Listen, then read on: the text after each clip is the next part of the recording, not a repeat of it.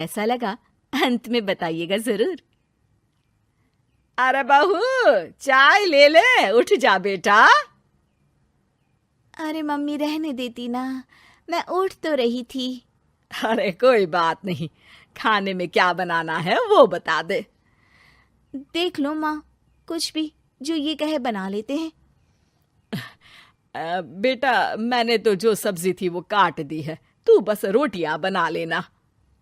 ये हर रोज सुबह का सीन था ममता के ससुराल का। एक दिन पड़ोसन कहती है, अरे बहन जी, सारा दिन काम करती रहती हो, थकती नहीं क्या आप? बहू क्या करती रहती है सारा दिन?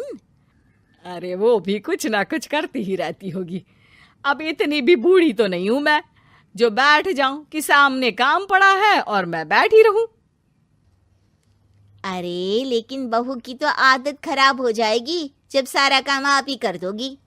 अरे ठीक है ना, कम उम्र में हमारी भी शादी हुई थी। अब आजकल के पढ़ने लिखने वाले बच्चों को सारी जिम्मेदारी लेने में भी तो वक्त लगता है। बहू है तो क्या हुआ, मेरी बेटी की उम्र की ही है ना। एक उसे भी देख लो, चाय बनाने के सिवा आता ही क्या है। ममता से सारी बात करती है। हाँ, मम्मी जी ही ज्यादा काम करती हैं, इसमें कोई दो राय नहीं है। लेकिन मैं भी क्या करूं, ऑफिस और घर के बीच जो वक्त मिलता है उसी में काम कर लेते हैं, है ना।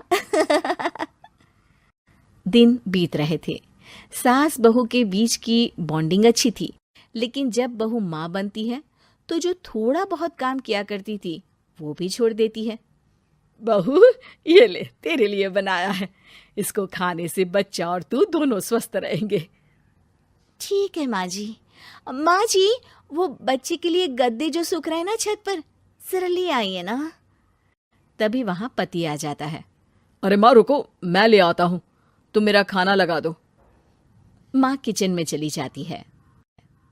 पता है, बगल वाली डॉली है ना, वो लोग हमारी साइड के हैं। उसकी सास ने तो उसकी हड्डियों को मजबूत करने वाले लड्डू बनाए हैं। उसे भी बच्चा हुआ है ना। पता नहीं मम्मी जी क्या पानी सा उबाल कर दे देती है, मैं तो बस वही खा लेती हूँ। अरे तो तुम्हारे साइड बनता है तो तुम अपनी माँ से बोल दो, वो बना देंगी। आहा, माँ की तबीयत ठीक नहीं रहती, तुम जानती हो ना, कैसे बनाएंगी वो। अरे क्या हो गया सासू माँ को? कल तक तो फेसबुक में किटी की फोटो डाल रही थी। अच्छा अच्छा, चुप रहिए। डॉली की सास ने मनाया है, तुम लोगों का भी तो फर्ज बनता है। तभी वहां सास आ जाती है। ये ले बहू, गर्म पानी की बोतल, गर्म पानी पीने से पेट अंदर हो जाएगा। नहीं नहीं माँ जी, गर्म पानी पीने से प्यास नहीं बुझती। अरे पी लेना बेटा। वो बगल वाली डॉली को तो जानती है ना, जो तुम लोगों के साइड की है। तेरे साथ ही उसका भी बच्चा हुआ था। बेचारे का कोई ख्याल रखने वाला नहीं, सारा काम करती है और रात में बस एक लड्डू खाकर सो जाती है। पेट तो लटक ही गया है और बच्चा तो कितना कमजोर सा है उसका। अच्छा माँ, क्या बात है, डॉली की ये हाल है? क्यों मैडम, क्या कहना है आपका?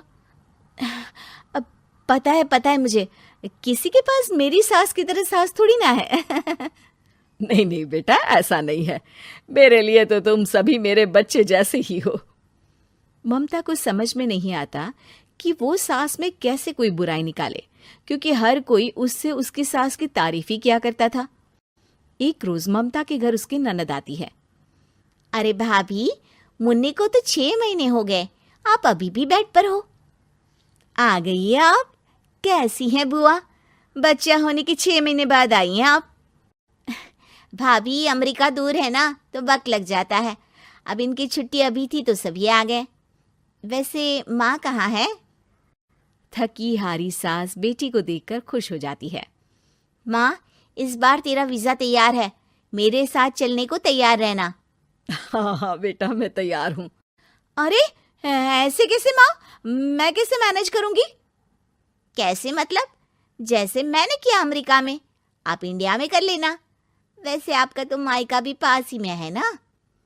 हाँ वो तो है, लेकिन वहाँ माँ के पास वक्त नहीं होता। ईश्वर भक्ति में उनका सारा समय चला जाता है। भाभी, बेटी परेशान हो तो माँ का ध्यान आरती में कैसे लग सकता है? समझ में ही नहीं आता। वैसे भी अब माँ को मैं अपने साथ ले जा रही हूँ। माँ को विदेश घूमने का शौक है ना। ममता मन मारकर चुप हो जाती है, लेकिन मन ही मन सोचती है कि वो कैसे सारा काम मैनेज करेगी। पति का खाना, नाश्ता, मुन्ने को नहलाना, धुलाना, फिर रात भर इसके लिए दूध तैयार करना। माँ तो सारा काम करती थी। हे भगवान, ना भाई ना। क्या हुआ भाभी? क्या सोचकर ना भी ना कर रही हो? अरे कुछ नहीं, बस बच्चे के बाद से ही कमजोरी ज्यादा हो गई है ना, तो अचानक से बड़बड़ाने लगती हूँ मैं। अगले दिन ममता अपनी माँ को फोन करती है। राधे राधे। माँ मैं क्या करूं, मेरी सास तो अमेरिका जा रही है बेटी के पास। अब घर का सारा काम, बच्चा, सब कैसे मैनेज करूंगी। तू आ जाना माँ कुछ महीनों के लिए मेरे पास।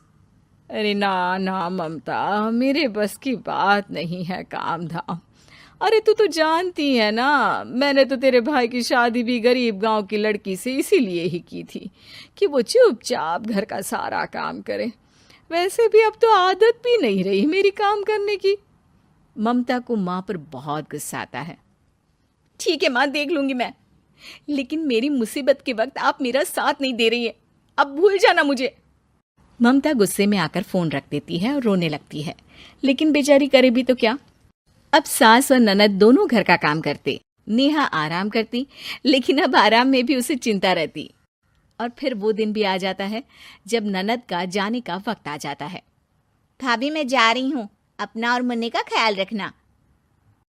ममता सास को देखती है और गले लगकर रोने लगती है। माँ जल्दी आ जाना। सास मुस्कुराकर कहती है, कहाँ से ममता, मैं कहीं नहीं जा रही। मैंने देखा कि मेरे जाने की बात से ही तू परेशान हो गई थी, इसीलिए मैंने अपना जाना कैंसिल कर दिया है। तू चिंता ना कर, मैं तेरे साथ ही रहूंगी। ममता को अपनी माँ की बात याद आती है कि कैसे उसके कहने पर भी ममता की परेशानी को समझने की बजाय उसने मना कर दिया, जबकि सास ने बिना कुछ कहे बहू की समस्या पढ़ ली। हाँ माँ, हम सब साथ चलेंगे बाद में दीदी के घर अमेरिका। आज से आप रानी बनकर रहना और मुन्ने को देखना। मैं समझ चुकी हूँ कि मेरा फर्ज क्या है।